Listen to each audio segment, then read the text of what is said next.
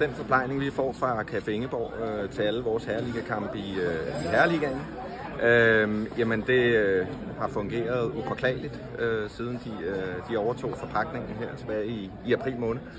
Så vi er super glade for den service, kvaliteten på maden, vores gæster er glade, så vi er bare glade. Smagen er helt i top, så det har klart været en opgradering i forhold til det, der blev serveret her tidligere. Synes du, at Café Ingeborg ligger i toppen af ligaen? Ligger i hvert fald i toppen af det, der bliver serveret rundt omkring, hvor vi kommer. Vi kommer jo, var jeg ved at sige, 13 andre steder. Og jeg vil sige, i forhold til madbarometeret i herreligaen, så er de absolut i den gode ende.